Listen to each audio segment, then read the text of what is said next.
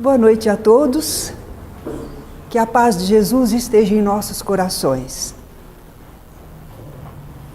Esta primeira unidade do Estudos Espíritas do Evangelho é a preparação do cenário em que depois Jesus vai se movimentar.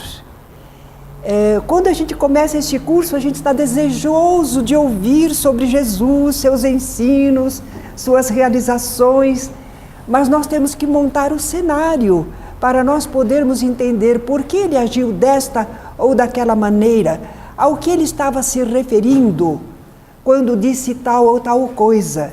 Então é preciso paciência para nós primeiro entrarmos naquele mundo onde ele veio a encarnar e realizar a sua tarefa, não é? Hoje nós temos que falar sobre o templo e as sinagogas. Porque Jesus, nós vamos ter aula, Jesus e o templo, Jesus e as sinagogas. E aí vocês já saberão alguma coisa a respeito, não é? Moisés recebeu as tábuas da lei. Mas não recebeu só as tábuas da lei. Ele também foi instruído para construir uma arca, onde se guardariam essas tábuas da lei. E seriam transportadas durante as viagens, porque você sabe que Moisés retirou o povo daquela situação de domínio do Egito e eles peregrinaram 40 anos pelo deserto. Então eles viajaram bastante, não é? Essa arca é chamada Arca da Aliança. Nós vamos ter daqui a pouco uma imagem e a descrição. Também ele foi instruído para formar uma tenda santuário, porque como eles eram nômades, eles não habitavam em casas, eram tendas. Ia fazer uma tenda santuário, que era só para abrigar a arca, para as manifestações espirituais. Seria chamado o tabernáculo. E também recebeu instrução para reservar a tribo de Levi para os serviços de sacerdócio. Eram 12 tribos, 12 filhos de Jacó, você já sabe sobre o povo hebreu. Mas do Levi, desse filho, os descendentes, foi escolhido para fazer os serviços sacerdotais. Interessante, não é? Teriam essa função específica. Porque teriam muitas coisas a fazer, como nós vamos depois ver no trabalho dos sacerdotes. Quando eles peregrinavam pelo deserto, a arca era carregada pelos sacerdotes, claro que se revezando, não é? O Espírito do Senhor, isso eles falam, aqui é um pouco misterioso. O Espírito do Senhor pairava sobre ela, sobre a arca, em forma de nuvem durante o dia e de coluna de fogo durante a noite. Há muita especulação a respeito dessa arca. Alguns dizem que seria quase como uma energia atômica, outros dizem que seria algo de magnetismo, porque ela era luminosa. Essa coluna de fogo não era fogo, era luminosidade que ela irradiava. E dizem até que se as pessoas não soubessem lidar com ela, poderiam morrer. Eles lá dizem, morreu, não é? Mas seria talvez assim alguma coisa que envolveria um perigo, um risco, alguma organização naquela arca que é meio misterioso. Não ficou explicação. O Espírito do Senhor pairava sobre ela. Quer dizer, havia alguma manifestação. E durante o dia parecia uma nuvem.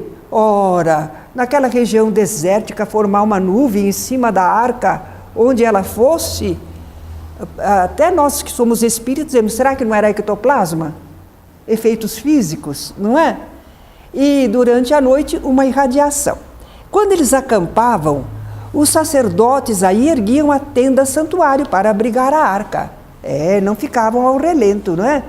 À noite, eles armavam a tenda santuário. Então nós vamos ver agora como era essa tal de arca, porque havia instruções especiais sobre como deveria ser construída, de que madeira, não é? Eu encontrei essa representação, porque como a arca depois desaparece, ninguém sabe exatamente como era.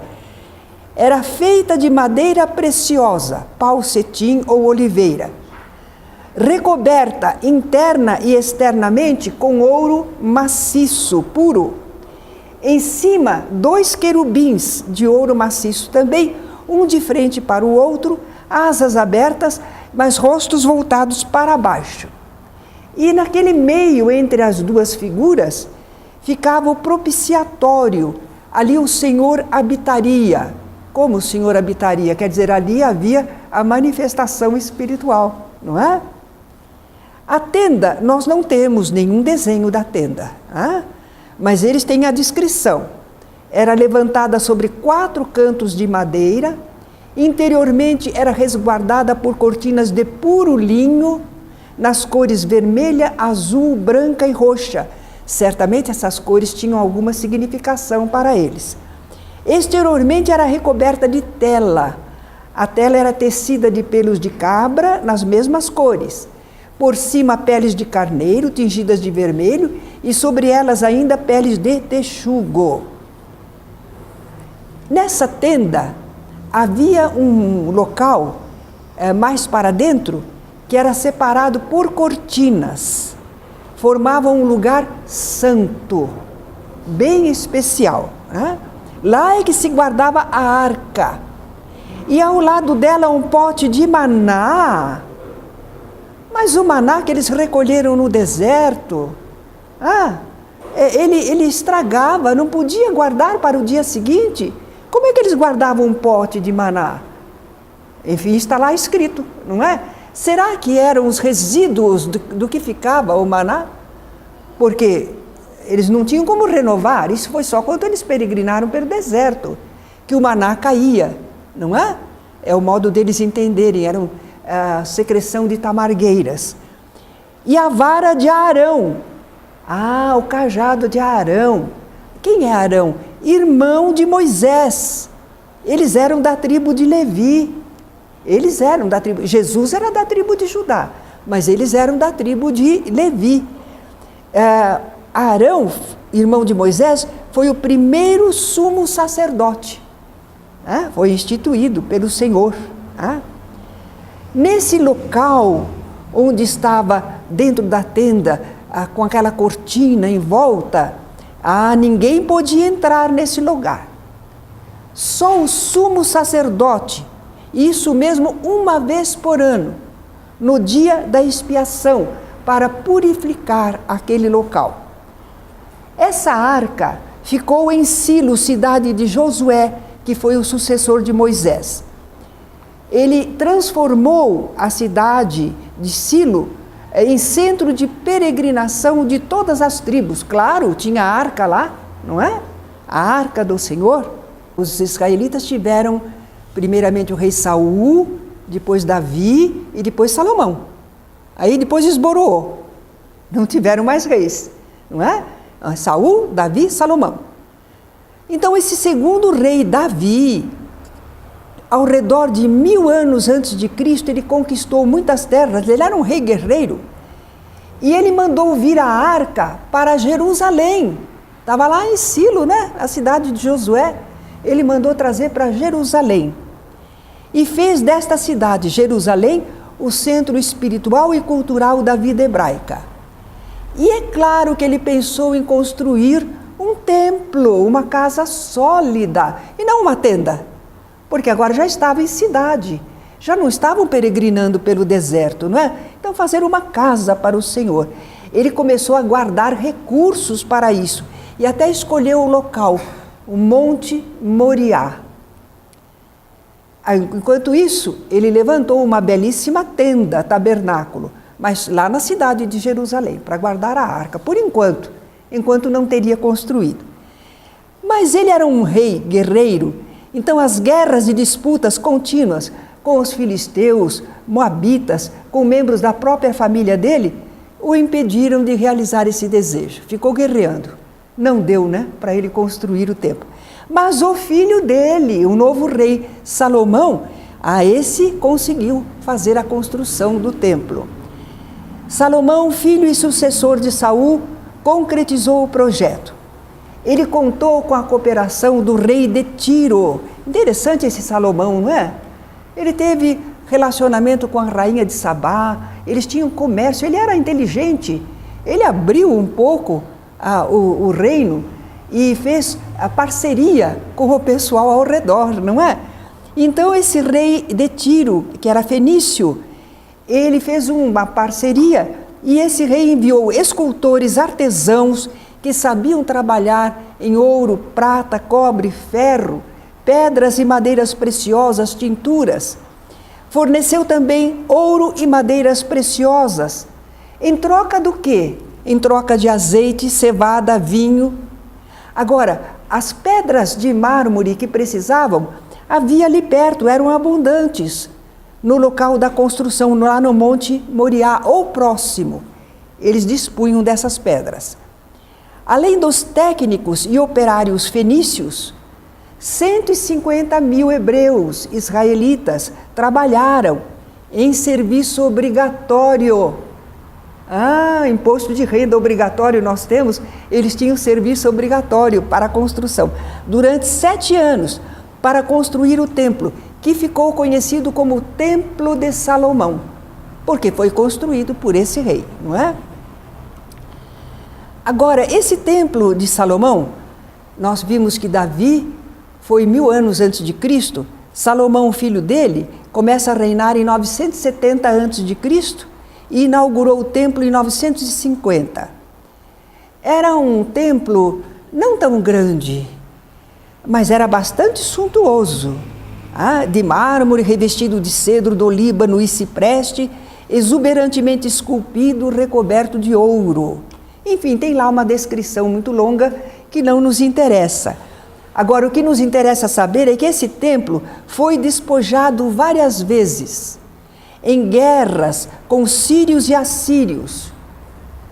Um israelita, Josias, conseguiu restaurar, reabastecer, mas em 586 a.C., o rei Nabucodonosor da Babilônia dominou aquela cidade de Jerusalém, dominou a Palestina e sitiou a cidade de Jerusalém, invadiu, saqueou, incendiou, inclusive o templo de Salomão. Incendiou, acabou com tudo. E os judeus foram levados em cativeiro para a Babilônia. E a arca? Sumiu. Não foi respeitada.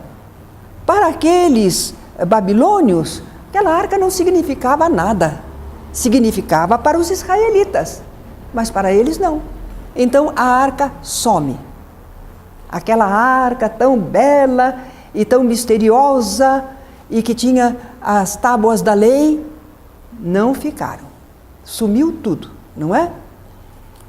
Ciro, o imperador persa, conseguiu dominar o rei da Babilônia e foi muito generoso com os israelitas, permitiu que eles voltassem para a sua terra. Então eles retornaram a Jerusalém, os israelitas.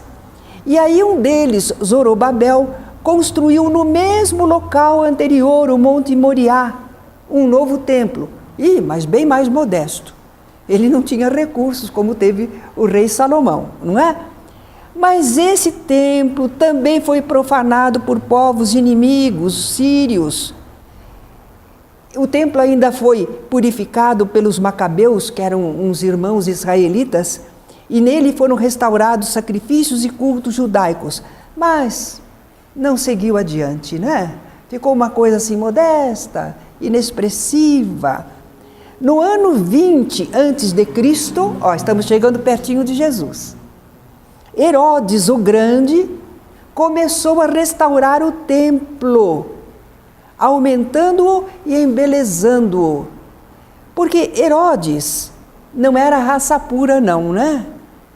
Mas ele queria ficar bem com os israelitas. Ele tinha ligação com os romanos, ele recebeu a tetrarquia para ele cuidar. Então ele tinha poder, tinha autoridade pelos romanos, mas e o povo aceitava ele? Ele era de raça mista, não é? Então ele queria ficar bem com o povo, político ele. Por isso que ele começou a construir o templo de Jerusalém, restaurando, aumentando, embelezando. Ao tempo de Jesus, a construção já estava bem adiantada, mas só iria terminar uns tantos anos depois.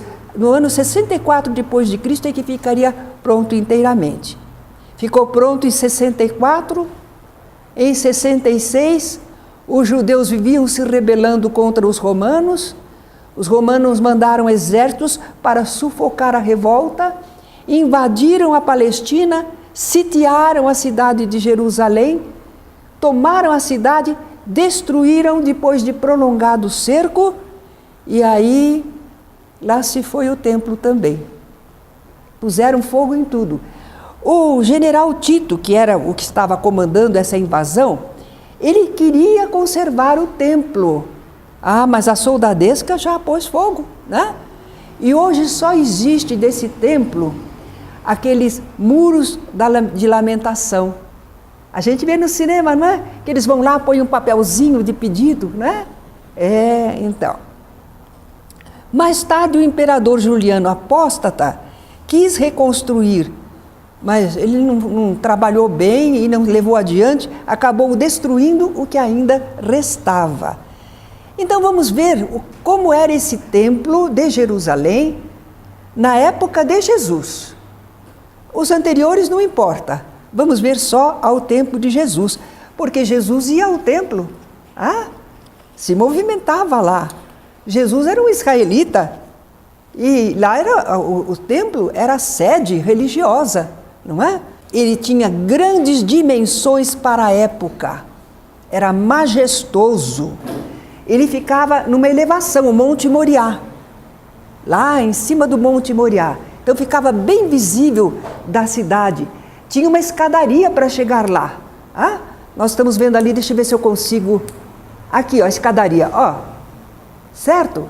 Para chegar lá no alto. Era bem no alto. Tinha pórticos. Pórticos são essas entradas. Aqui, ó, aqui a principal, a outra ali ao lado. Havia entradas, pórticos, amplos. As galerias ao redor deles eram com cobertura apoiada em colunas de mármore. Elas circundavam o recinto todinho aí, todo por essas galerias. O pátio dos gentios era esse aqui, ó. Porque a gente quando fala pátio pensa que é uma coisa já aqui. Não, era ao redor de tudo, ó. Certo? Esse era o pátio dos gentios. O que eram os gentios? Estrangeiros, né? Então os estrangeiros podiam entrar no templo aqui, no pátio dos gentios. Lá dentro, lá dentro só entra israelita. É o templo do Senhor, é o templo do povo eleito, que se quiser entrar lá morre, é morto, não pode, só os israelitas. Então aqui os israelitas entram, esse é o pátio dos israelitas, não é? É interessante que vai ter separadamente o pátio das mulheres e o pátio dos homens.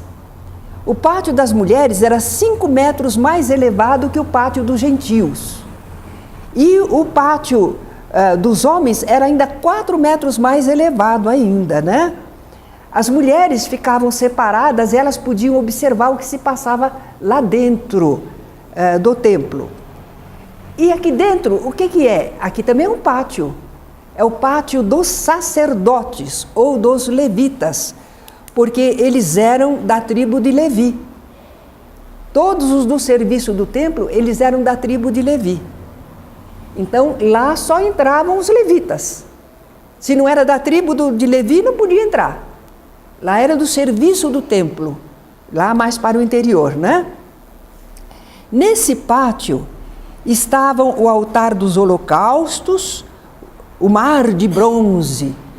Era uma grande, como é que eu poderia dizer? Um vaso grande, enorme, para a água que eles usavam no templo, porque eles faziam sacrifícios cruentos de animais.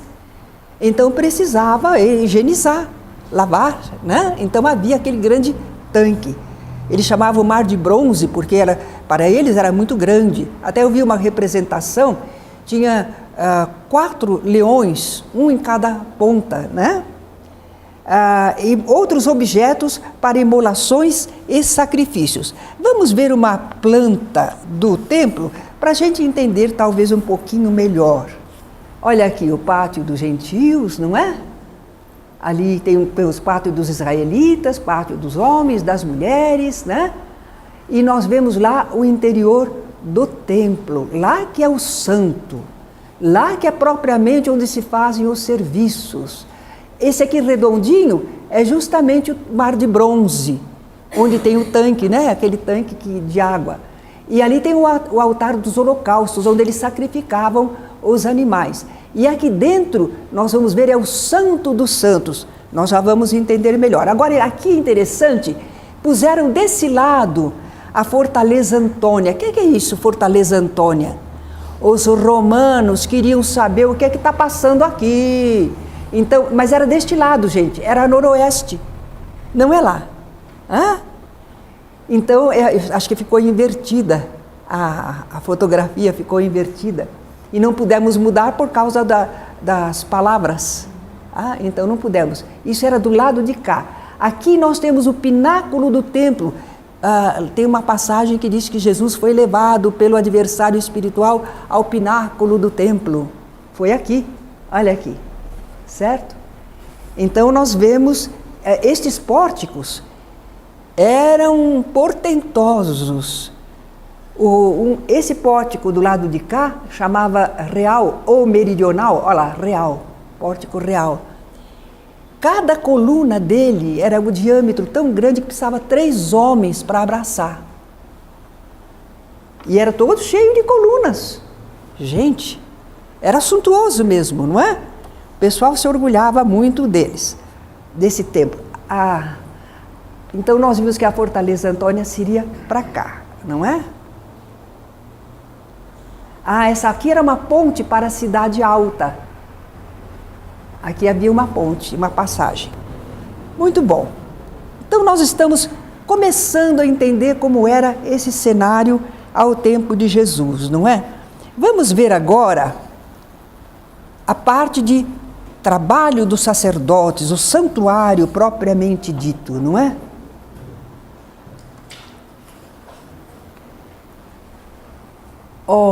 Olha aqui o tanque. Aqui é o altar dos sacrifícios. E lá está. Lá dentro é o Santo dos Santos, né? O lugar importante, onde tem as coisas de culto e onde os sacerdotes trabalham. Eles tem um altar, por exemplo, alguns dizem de perfumes, eram incensos. Quando o Zacarias, que foi o pai de João Batista, ele era sacerdote, ele era da tribo de Levi. E quando ele foi lá no templo, na semana que era dele, ele foi oferecer os incensos ao Senhor, não é? E quando ele viu aquele espírito, aquele mensageiro que falou que ele ia ser pai. Então nós vemos aí uma representação. Isto quando se entrava no pátio dos sacerdotes. Mas nós vamos ver um pouco mais interiormente como é que era. Mais lá no interior. Vamos ter uma ideia como é que era. É uma pena que essas imagens não são tão perfeitas, mas melhor que nada, né? Isso. Aqui embaixo nós temos o sacerdote, olha lá, fazendo um sacrifício. Tem fogo aqui, né? O altar do sacrifício. E aqui o tanque. Posições às vezes variam nas representações, mas havia um tanque e havia um altar dos sacrifícios, né? Agora então ele subia, ele entrava mais para o interior. Aqui seria aquela arca, só que ela já não existia mais. Mas eles ainda estão representando, que lá dentro teria, né? Representava a arca. Mas não era só isso que tinha lá dentro. Então nós vamos precisar verificar com esta outra plantinha simples, mas boa. Essa aqui vai nos informar melhor.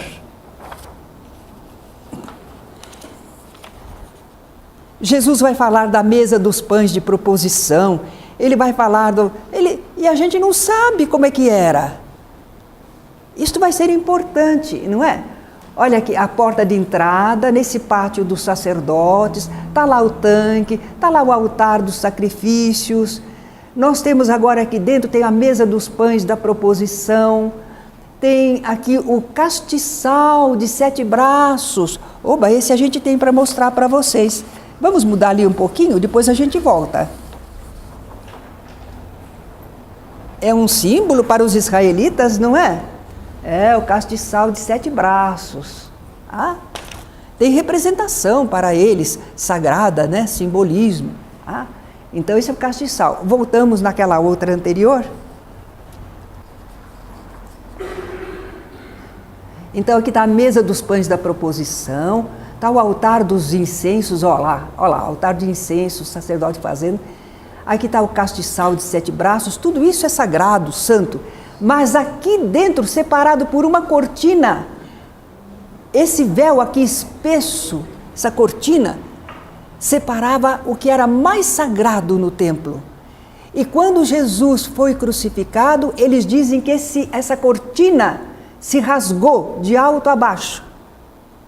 Significava, não tem mais nada santo, não tem o que guardar, não é? Eles tinham errado, tinham falhado. Bom, aqui deveria estar a Arca da Aliança, mas ela já não existia mais, não é? Esse lugar aqui é chamado Santíssimo, o Santo dos Santos, Santíssimo. Então, nós estamos vendo como era parte dos sacerdotes. O pátio dos sacerdotes continha isso. Né? Muito bom. Vamos agora então, podemos tirar. Ah, não, não, podemos sim, podemos. O templo era o centro da vida do povo israelita. Eu encontrei a informação de que ele estava dominado pelos saduceus. Vocês já viram as seitas que havia, as separações. Saduceus eram aqueles que colaboravam com os romanos, ficavam com o poder, não queriam perder o poder. Então os saduceus dominavam também o templo. Eles formavam a elite sacerdotal. E o templo era um centro econômico. Quase toda a economia do país convergia para o templo. Mal comparando, era como o tesouro nacional. E também era um centro político e judiciário. Julgavam os casos. E era política. Atuava a cúpula governamental judaica, o Sinédrio. O Sinédrio, vocês já viram também, é formado pelos representantes das famílias mais nobres, aqueles anciãos, não é? Aquele pessoal de poder. Então, ideologicamente, no campo das ideias, o templo exerce uma grande força de controle da sociedade. Por exemplo, os sacerdotes determinavam quem era puro ou impuro, quem estava mais próximo de Deus ou longe de Deus. E com isso, eles estabeleciam a estratificação da sociedade, as camadas sociais. Agora vamos saber a classe sacerdotal, os que trabalhavam lá dentro do templo. Nós já vimos que Moisés reservou a tribo de Levi para os serviços lá dentro do templo, não é? Sabemos que sacerdotes, somente os da família de Arão. Eles é que oficiavam os cultos. Ao tempo de Jesus eram 24 turmas se revezando semanalmente. Cada semana era uma turma. Não pesava para ninguém, não é? O trabalho. Mas eles moravam às vezes longe. Como Zacarias, o pai de João Batista, né? Ele morava lá nas montanhas da Judéia, mas ele vinha para o seu trabalho, quando a sua turma estava em serviço. O primeiro sumo sacerdote, nós já vimos, foi Arão, irmão de Moisés. O sumo sacerdote superintendia tudo que fosse relacionado ao culto religioso. Era um cargo vitalício, passava de pai para filho. Interessante? Passava de pai para filho. Durante o domínio romano, a escolha passou a ser feita pelo poder civil. Tiraram aquela transferência vitalícia, e aí passou a ser o poder deles, o governo deles, que a seu critério nomeava e destituía o sumo sacerdote. Então homens ambiciosos, corruptos, se fizeram elevar por meios indignos. Já não era mais uma coisa assim reservada por Deus, na família de Arão, da tribo de Levi, já não era. Eles modificaram com o tempo, né? Anás, por exemplo, ele exerceu o cargo de sumo sacerdote por 9 anos, do ano 6 a ano 15 depois de Cristo. E depois, ele não era sumo sacerdote, mas ele continuou tão influente que ele conseguiu a nomeação de 5 filhos para esse cargo. Sempre filho dele, mas por poder político, ele estava conseguindo isso. E ao tempo de Jesus, o genro dele, Caifás, é que era o sumo sacerdote. Isso vai ser importante, porque quando Jesus é preso, quando ele vai para julgamento, lá está dizendo, ele foi de Anás a Caifás. Anás era esse sogro influente. E Caifás era o genro dele que estava como sumo sacerdote ao tempo da condenação de Jesus, não é? Bem, vamos ver aqui uma representação de um sacerdote. Tem uma coisa curiosa aqui para nós contarmos a vocês.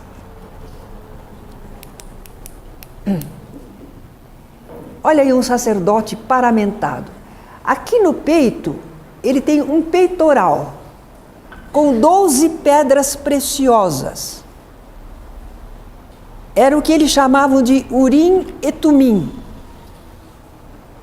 O rei Saul, quando estava querendo saber de Deus, se ele ia sobreviver à batalha, ele estava com medo, não, ele tentou, nem por sonhos, ele era médium, mas não teve comunicação, ele usou Urim e Tumim. Quer dizer que então esse tal de Urim e Tumim era uma forma de comunicação com o alto, com o mundo espiritual. E a gente sabe que existe a tabuinha sim, não é? Não era exatamente assim, mas diz que as luzes se acendiam, aquelas pedras preciosas ficavam iluminadas. Era assim que eles tinham resposta, se sim ou se não. Se o Senhor estava de acordo ou não estava com o que eles estavam pedindo, pleiteando, pedindo, né? Então nós vemos que esse Urim e Tumim, há muita coisa escrita sobre ele, mas todo mundo diz assim, que não sabem direito como funcionava. Nós espíritas já ficamos pensando, né? Já temos a explicação com os efeitos físicos sobre aquelas pedras preciosas, eram 12, porque provavelmente representavam as 12 tribos de Israel. Então vimos aí um sacerdote todo paramentado para o seu ofício. Agora vamos falar dos levitas. Levitas são os da tribo de Levi. Naquela parábola do bom samaritano, Jesus diz que passa primeiro um sacerdote e depois passa um levita. Ele era da tribo de Levi, mas não era da família de Arão. Então o que faziam os levitas que não eram da família de Arão? Eles faziam os demais serviços do templo. E havia serviços lá de guarda, tesoureiro, porteiro, músico. Tinha muita coisa para fazer no templo, não é?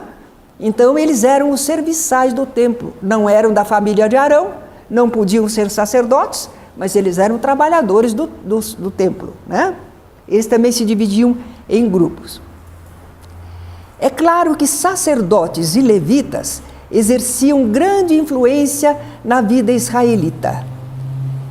Eles chegaram a ser 25.000 homens. Eles se revezavam, lembre-se disso. Não estavam todos lá ao mesmo tempo. Mas não só pelo número, os empregos e funções que eles tinham, as quantias que eles manipulavam. O templo era um centro econômico. Todo o comércio do templo e seus serviços eram tributados pelos sacerdotes. Eles manipulavam o dinheiro, né? Todo judeu com mais de 20 anos, onde quer que estivesse, pagava tributo anual ao templo. É daí que o pessoal tem tirado a história de dízimo, de contribuição. Isso é coisa dos israelitas, não é de Jesus. Nós não somos seguidores de Moisés, nós somos seguidores do Cristo. O Cristo não cobrou coisa nenhuma. Era a organização do seu povo, da sua época, não é? Inclusive de função governamental, não é? Ao tempo de Jesus, porém, a classe sacerdotal estava em decadência, porque lhe faltava prestígio intelectual e moral. E o clero pobre definhava na penúria. Porque os sabidos se perpetuavam, dominavam, e havia os outros que não conseguiam resultados maiores, né? Um pequeno grupo sacerdotal conservava a posição de destaque. Esses sacerdotes é que eram um problema com Jesus, né? Atividade dentro do templo. O que é que eles faziam lá? Sacrifícios, feitos diariamente no templo pelos sacerdotes. Cruentos, sacrifícios cruentos, imolação de animais. Que animais? Carneiros, bois, pombos. Eles também faziam sacrifício de tudo isso. Sacrifícios incruentos, quer dizer que não vai sangue. Trigo, pão, vinho, azeite, incenso. Por que é que o pessoal fazia esses sacrifícios? Qual a intenção? Podiam ser expiatórios para a reparação de faltas. E segundo os sacerdotes, se você não fez isso, você precisa se purificar, você não está bem. Segundo a lei, você está impuro. Você precisa de uma cerimônia de purificação, né? Expiatórios. Outros eram pacíficos para súplicas e agradecimentos. Os sacerdotes tinham direito a uma parte das vítimas oferecidas pelas pessoas e o privilégio de vender a carne e o sangue dos cordeiros e outros animais abatidos todos os dias pelo próprio templo. Era um comércio, né? Outra coisa que os sacerdotes faziam, não era só sacrifício, não. De manhã, no altar dos perfumes, um sacerdote queimava o incenso e depois abençoava o povo. E à tarde repetiam-se as cerimônias, mas aí já não havia a bênção era só de manhã. No templo havia um local especial para receber as esmolas, as oferendas. Elas eram destinadas aos gastos do templo. É claro que o pessoal falava que era para Deus, né? Como ainda hoje muita gente está fazendo assim. São esses costumes antigos, não são de Jesus. Não foram instituídos por Jesus, não é? Então, eram destinadas aos gastos do templo, então era considerada para o Senhor. As esmolas eram lançadas no gasofilácio. Eu demorei para achar uma Bíblia, uma chave bíblica, que tinha a palavra gasofilácio, porque os outros diziam caixa de ofertas. E realmente, né? Só que veja como era. Eram troncos, mas não eram de madeira, eles eram de metal, não é? Troncos de gargalo estreito em cima, alargando na parte de baixo. Lá para baixo era largo, aqui era estreito, né? Parecia uma trombeta. Parecia uma trombeta. As pessoas jogavam ali as suas oferendas, as suas moedas. Aí o pessoal brinca e diz assim, alguns trocavam bem suas moedas por moedas menorzinhas para jogar lá e ficar né? Tilintando bastante. Olha quanto eu estou dando, não é? Por isso que a gente diz assim, quando der esmola não trombetear, por causa dessas trombetas, não é? Mas estando nesse pátio dos gentios, observando as ofertas no gasofilácio, Jesus certa vez chamou a atenção dos seus discípulos para uma pobre viúva que tinha colocado lá 2 ínfimas moedinhas. Mas Jesus disse, hoje esta mulher deu mais do que todos os outros, porque os outros deram do que lhe sobrava. Ela deu daquilo que era necessário para o seu sustento. Porque certamente a mulher, na melhor sinceridade e boa fé, ela desejava servir ao Senhor, com renúncia de si mesma, não é? E era isso que valorizava a dádiva, o desejo de ajudar, mesmo renunciando a alguma coisa. Pátio dos gentios. É aquele pátio dos gentios ao redor que vocês viram, as suas portas, intenso e variado comércio de animais, perfumes ou incensos, óleos aromáticos, cópias de escrituras, as escrituras sagradas. O pessoal também queria cópia, tinha copistas para fazer isso. Era um dos serviços dos levitas, ser copista, né?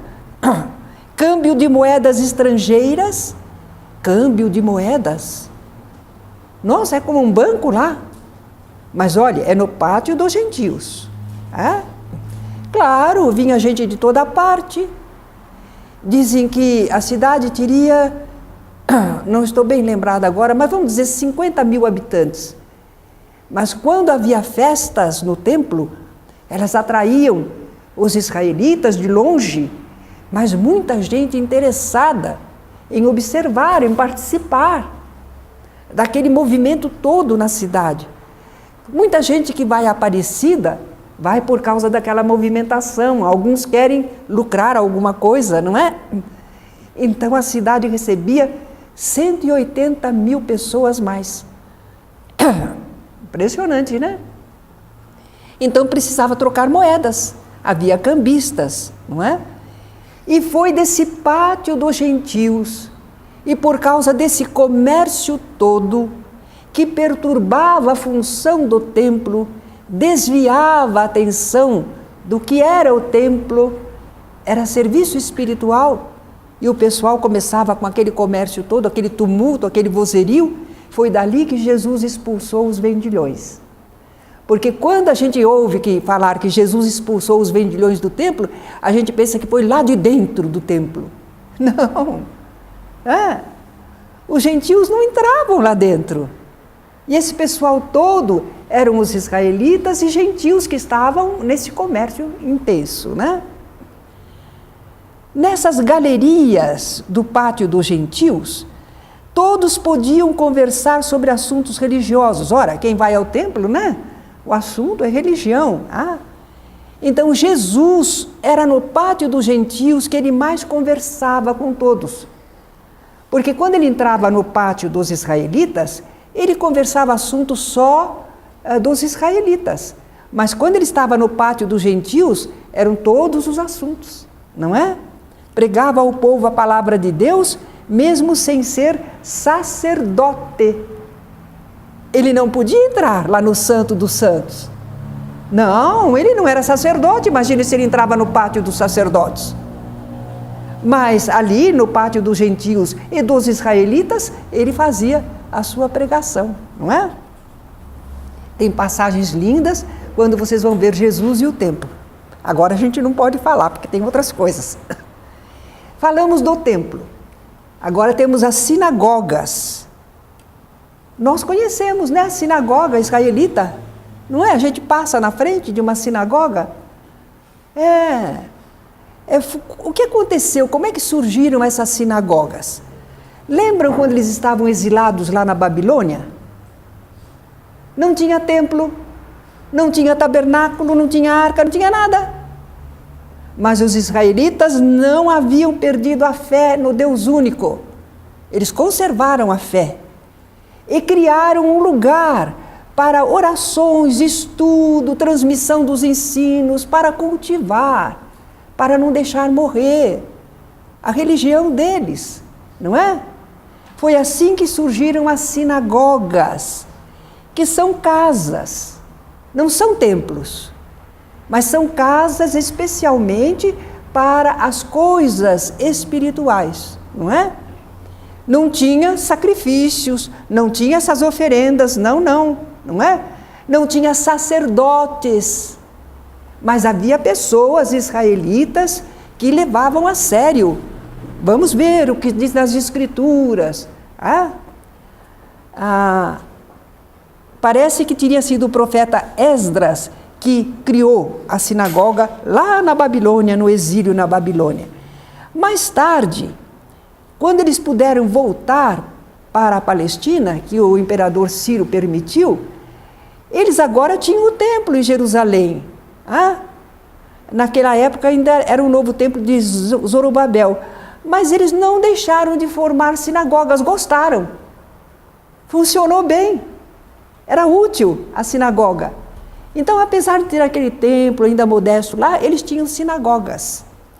Toda cidade ou povoação ao tempo de Jesus, por menor que fosse, possuía a sua sinagoga. E se a cidade era grande como Jerusalém, erguiam-se sinagogas em número maior. Podia haver mais de uma, né? Nas sinagogas não havia cultos, rituais, sacrifícios, oferendas, mas o povo se reunia ali, principalmente aos sábados, que era o dia do Senhor, era reservado para as coisas da religião, e dias de festa, as festas deles, especiais, festas comemorativas da sua história, da espiritualidade. Então eles iam lá para orar, ouvir a palavra de Deus e sua explicação. Por isso Jesus fala numa sinagoga e explica alguma coisa, não é? Do texto. E funcionava também a sinagoga como tribunal e escola.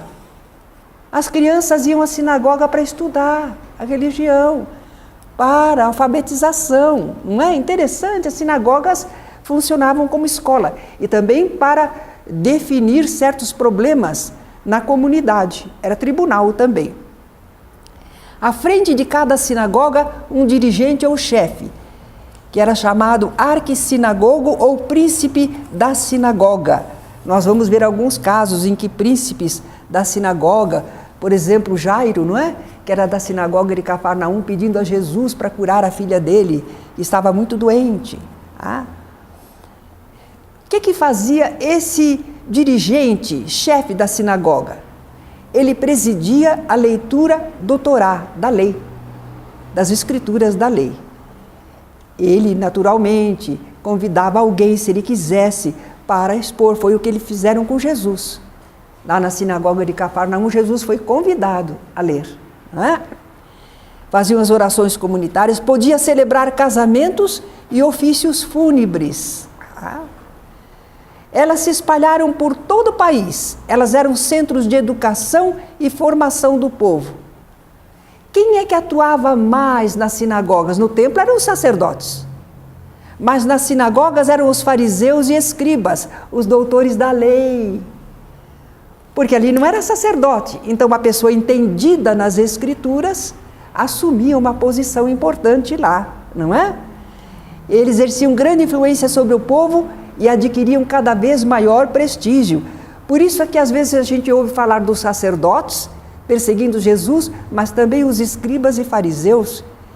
E eles entendiam muito da lei, mas não faziam, não cumpriam. Então Jesus chamou aos escribas e fariseus de hipócritas, não é? Mas essas sinagogas foram importantíssimas ao tempo de Jesus e depois, quando os israelitas foram, o templo foi destruído, não é? Pelo imperador romano, e eles foram impedidos de voltar para a sua terra. Não foi, primeiro foi com os babilônios, agora foi com os romanos. Eles ficaram errantes pelo mundo, eles não tinham mais a sua terra. Vieram a ter depois agora. E como é que eles se conservaram como povo? Não tinha terra, porque nós estamos tudo aqui, aqui é Brasil. Nós temos uma unidade de terra, de língua, de governo. Mas eles não tinham terra não. De língua eles conservaram. E também de fé, de religião, através das sinagogas. As sinagogas é que mantiveram os israelitas sempre se sentindo como um povo. Certo? Foram as sinagogas. Tanto na Judéia quanto na diáspora, em todo o mundo.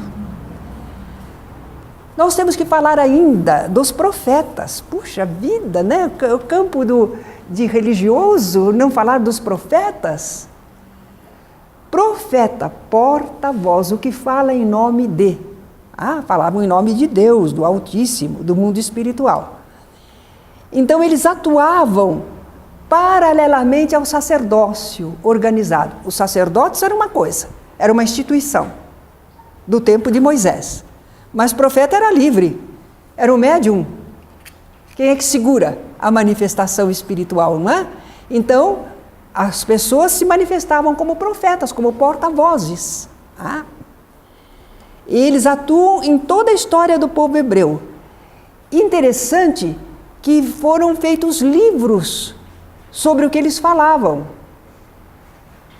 Eles não escreveriam livros, mas havia os escribas, que eram também levitas, não é? Havia escribas especializados nas escritas. E conservaram os escritos desses profetas, junto com os livros da lei. Então, quando a gente abre a Bíblia, tem o livro de Gênesis, Êxodo, Levítico, Deuteronômio, e tem também os profetas todos, estão lá. Os livros foram conservados, as profecias dele, né? Eles eram médiuns superiormente inspirados, chamados por Deus para transmitir ao povo as instruções divinas, para que o povo entendesse a vontade de Deus e cumprissem. Eles corrigiam desvios, porque o povo sempre precisa de orientação, senão cada um entende uma coisa, e se houver uma liderança, ela vai, né, pelo caminho errado. Então as manifestações espirituais, os porta-vozes, corrigiam desvios. Agora, como é que se sabia que eles estavam autorizados por Deus? Qualquer pessoa pode começar a falar e dizer que está recebendo o Espírito. Eles precisavam não só transmitir a mensagem, produzir sinais.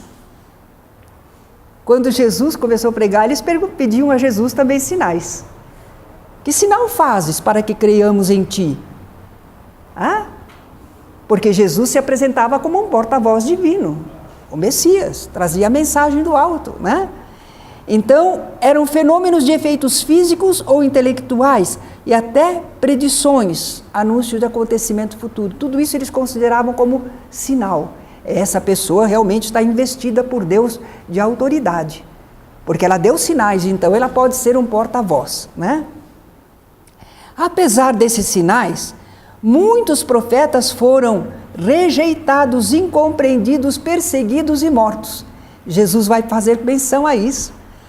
Jerusalém, Jerusalém, que matas os profetas e apedrejas os que te são enviados. E Jesus vai mostrar que ele também está sendo rejeitado, não é? Mas foi graças aos profetas, por intermédio deles, que a orientação espiritual superior se manteve constante e atuante entre os hebreus, sem cair no domínio e subjugação da organização religiosa do templo ou do governo judaico. Será que a gente podia dizer que era o poder moderador? Não é? Então, interessante, nós estamos falando de profetas e pensamos nos tantos, mas a princípio, todos aqueles que receberam uma mensagem de Deus para transmitir ao povo, eles consideravam profeta.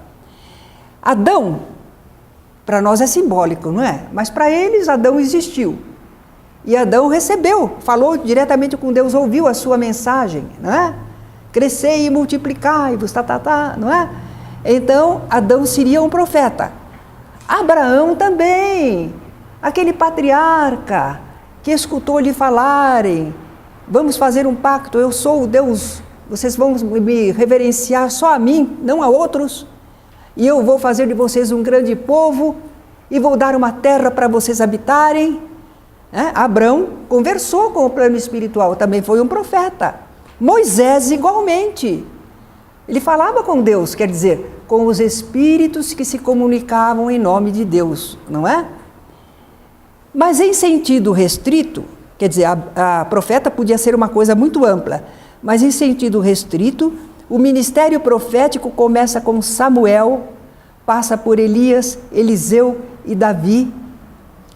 E mais tarde, as mensagens divinas começaram a ser registradas por escrito e classificados os profetas conforme a extensão dos seus escritos. Há profetas maiores e profetas menores. Por quê? Porque alguns deixaram muitos escritos e outros deixaram poucos escritos. Só por isso. Profetas maiores: Isaías, Jeremias, Ezequiel e Daniel. Profetas menores: Oséias, Joel, Amós, Abdias, Jonas, Miqueias. Vocês têm na Bíblia. São ao todo 16 profetas. Se a gente considerar Baruque também, aí vão ser 17. Mas por quê? É um livro deuterocanônico. Daqueles que, será que é certo, não é, sei lá, né? É duvidoso.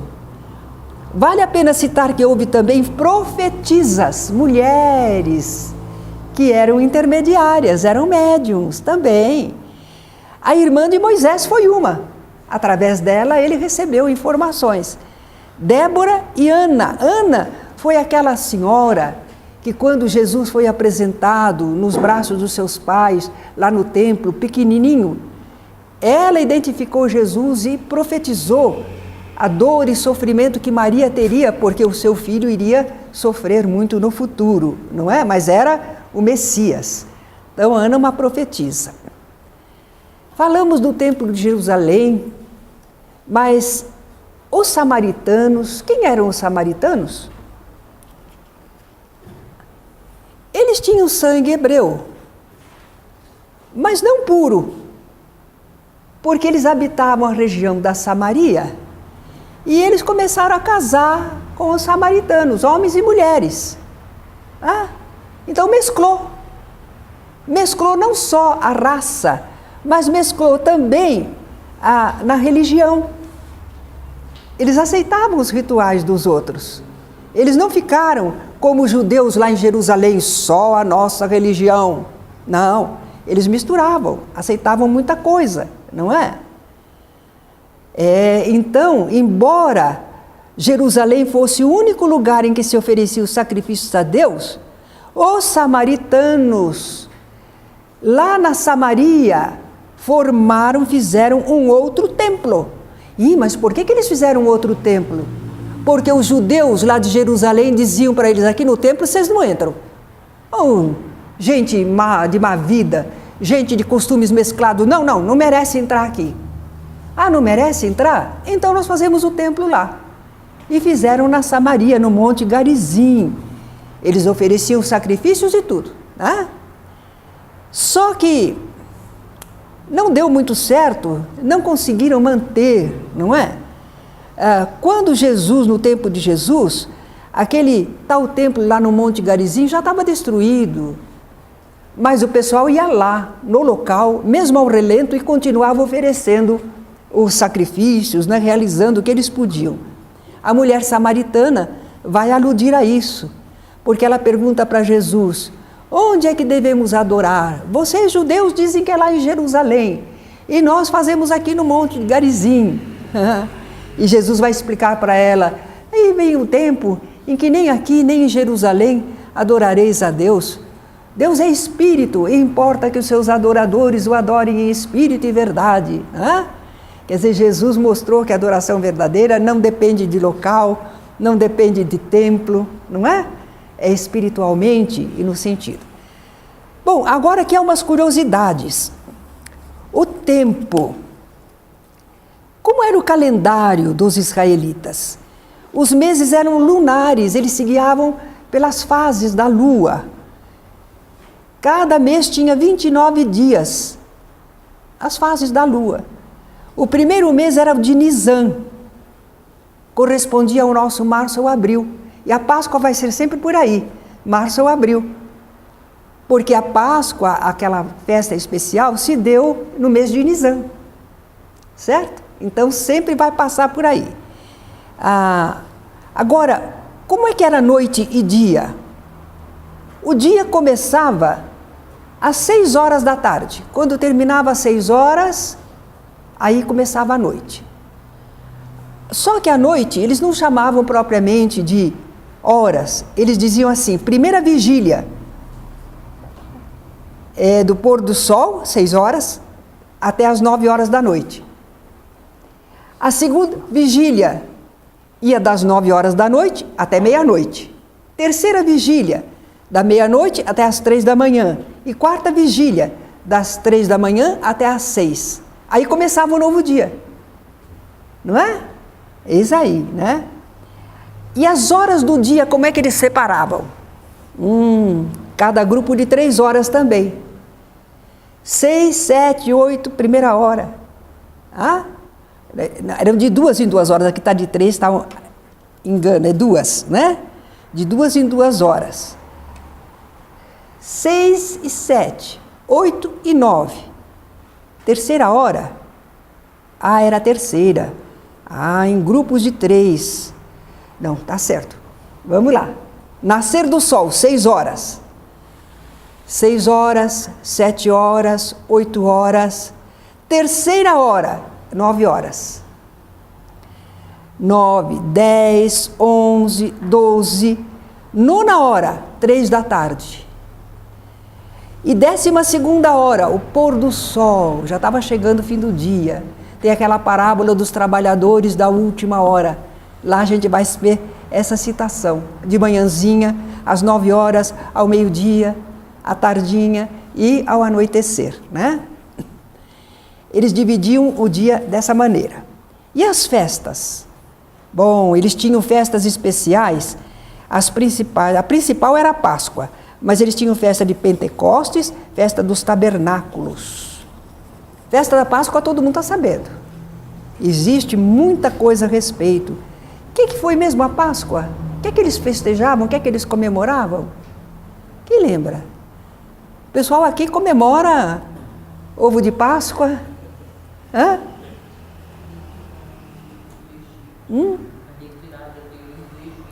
A retirada, a saída deles do Egito. Foi quando eles conseguiram sair do Egito. A gente brinca e comenta assim, compara. Foi o dia da independência deles. 7 de setembro para eles. Precisa comemorar muito, não é? Só que eles contavam aquela história que para eles conseguirem sair de lá, a vontade divina matou todos os primogênitos dos egípcios, até dos animais. Aí o faraó, que estava resistindo 10 pragas e ele não cedia, a última, a 10ª praga foi isso, essa mortandade, aí ele cedeu. E eles puderam sair do Egito. Depois o faraó saiu atrás perseguindo, mas não conseguiu. Então essa Páscoa, passagem, quando eles passaram da escravidão, que eles achavam que era escravidão, para a liberdade, não é? Então Páscoa é isso, era assim que eles comemoravam. Para eles era importante, tinha cerimônias, até hoje eles comemoram a Páscoa, né? Comem ervas amargas, assam carne, enfim, tem todo um ritual para lembrar sempre que o Senhor os libertou da escravidão. Tem também a festa de Pentecostes. Pentecostes quer dizer 50º, porque era uma festa celebrada 50 dias depois da Páscoa. Então, quando é Páscoa, 50 dias depois é Pentecostes. Agora, interessante que quando foi ao tempo de Jesus, quando Jesus já tinha deixado a terra, ele disse para o pessoal ficar ali, não é? Ele foi sacrificado na Páscoa, ele foi o cordeiro de Páscoa, né? Sacrificado para a libertação espiritual, ressurgiu, né? Então, depois de 50 dias, houve aquela manifestação maravilhosa sobre os apóstolos. O dia de Pentecostes, manifestações espirituais, mas era essa festa. Festa dos tabernáculos. A partir de 15 de outubro, que equivale ao nosso 15 de outubro, eles comemoravam a longa passagem dos hebreus pelo deserto, aqueles 40 anos que eles peregrinaram. Então, durante 7 ou 8 dias, eles habitavam em tendas cobertas de folhagem, armadas nas praças ou no teto das casas, porque o teto deles não era como o nosso, era plano, não é? É como esses prédios que tem heliporto, é plano. Então, nesse telhado deles, eles podiam construir tendas, né? Era a festa dos tabernáculos. O dia da expiação era importante. Era 5 dias antes da festa dos tabernáculos. Havia um jejum rigoroso e outras penitências. E aí lá no templo, o sumo sacerdote penetrava lá no Santo dos Santos. Tinha imolado um touro e ele jogava o sangue do touro lá. Impunha as mãos sobre a cabeça de um bode, como que para lhe transferir os pecados do povo, e mandava enxotar aquele bode para o deserto. Que coisa interessante! Era muito interessante psicologicamente, porque o povo se sentia, os pecados nossos, não é?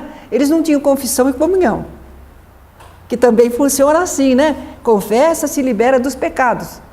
Mas eles tinham o bode expiatório. Então, quando era o dia da expiação, que não era sempre, eles tinham lá de tantos em tantos anos, então fazia essa ocasião.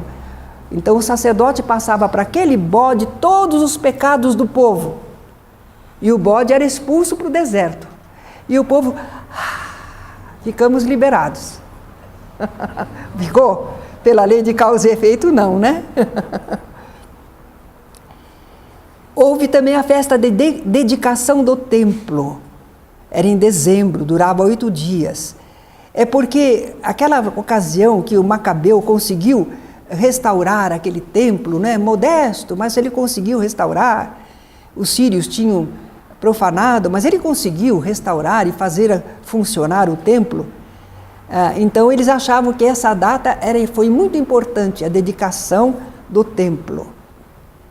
Usos e costumes entre os israelitas que importam no entendimento de tudo que vem depois. Casamento entre os judeus. A gente pensa casamento, para nós tem civil e religioso. Para eles o casamento tinha 2 partes também. Primeiro eles celebravam os esponsais. Desde aquele momento os noivos eram considerados casados, estavam comprometidos. Mas não iam morar na casa um do outro ainda não. Cada um continuava morando na sua casa, mas já está casado. Houve os esponsais. Foi assim que Maria estava casada com José. Era esse compromisso. Era a primeira parte do casamento, não é? Mais tarde se celebrava o matrimônio. Aí a esposa era levada solenemente à casa do esposo. Ou melhor dizendo, era o esposo que vinha à casa dela, né?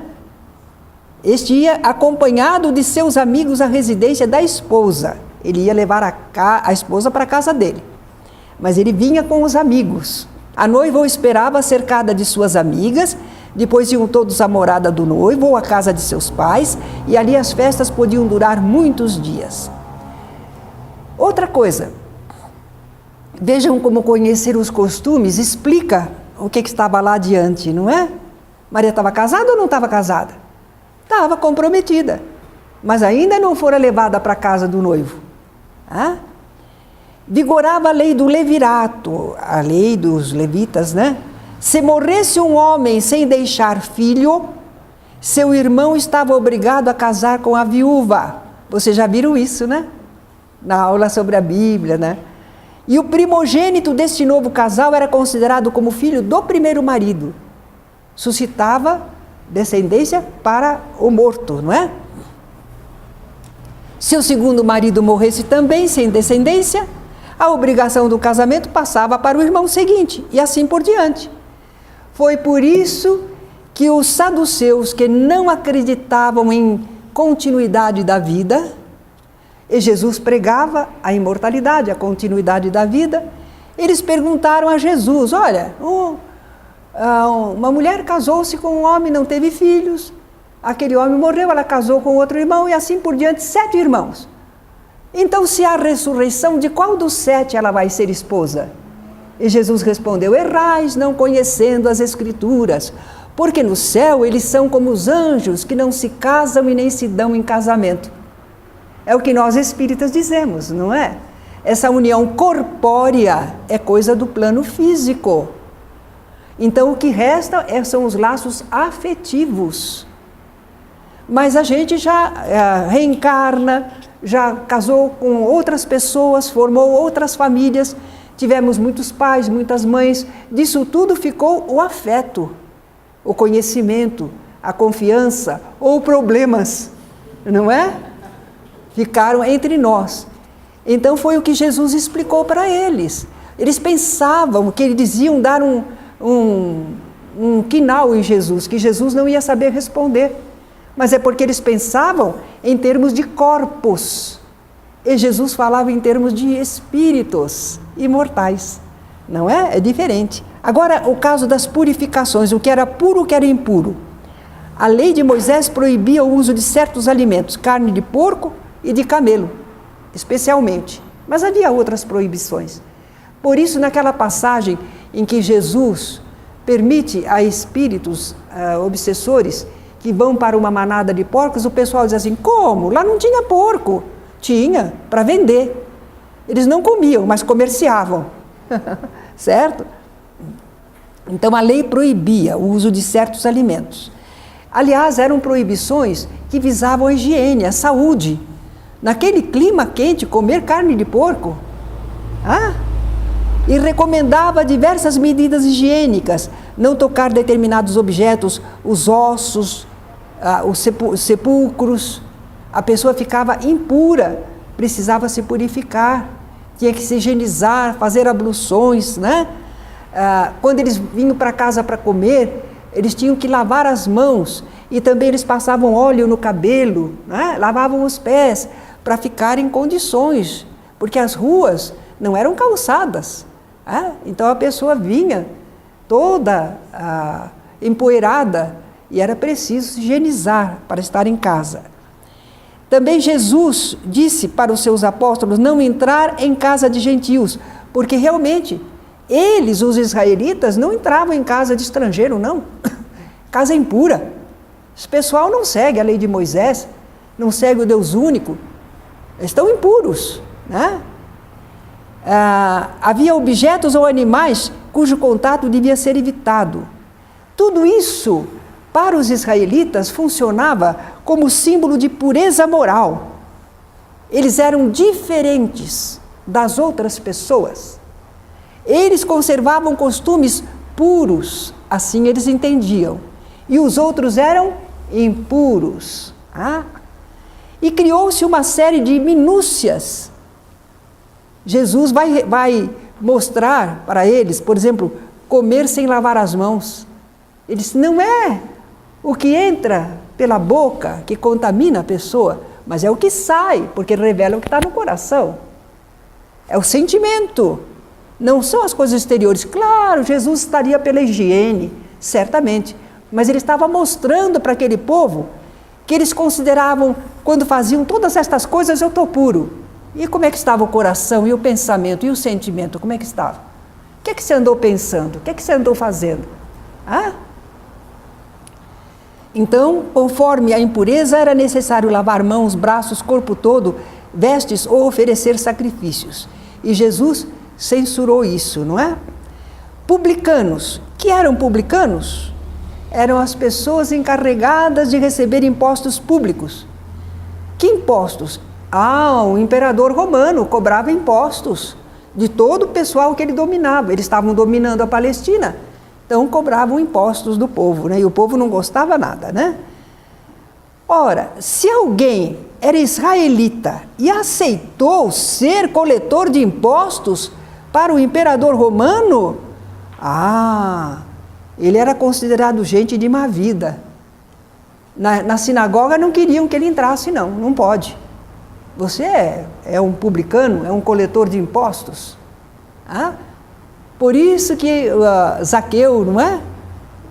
Um coletor de impostos. E Mateus, que era, depois vai ser Levi, né? Levi, que depois vai ser Mateus, ele também se renova. Jesus não achou que os publicanos fossem pecadores. E João Batista, quando fala, o pessoal perguntava, o que é que devemos fazer? João Batista disse, quem tiver uma veste, 2 vestes, doe uma para quem não tem. Quem tem alimentos a mais, que faça a mesma coisa. Soldados, contentai-vos com o vosso soldo. E também disse aos publicanos que não cobrassem além do devido. Certo? Então nós vemos que nem João Batista, nem Jesus marginalizaram os publicanos. Era uma função, né? Desde que a pessoa não exorbitasse. Eis aí. Por isso que os publicanos eram considerados gente de má vida.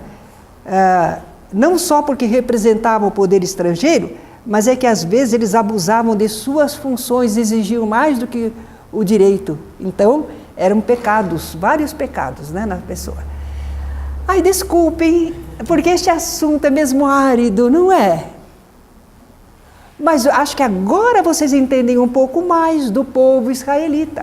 E quando começarmos a falar das passagens de Jesus, vocês vão lembrar disso. Ah, foi por isso. Ah, então agora. Ah, sim, era esse povo assim. Ah, porque eram os levitas. Ah, não, porque eram os publicanos. Kardec, quando começa o Evangelho segundo o Espiritismo, teve o cuidado de primeiro explicar uma porção de coisas sobre as situações do tempo de Jesus, lá na Bíblia, para que a gente pudesse entender as passagens que vêm depois. Ele fez só alguns casos, não é? E nós estamos preparando mais, porque agora nós vamos mostrar a relação de tudo aquilo com o Espiritismo, não é? A sequência que existe. E aí já podemos falar de Jesus diretamente, não é? Da vida de Jesus, como ele nasceu, onde foi, por quê. Tudo bem? Eu agradeço a vocês pela atenção.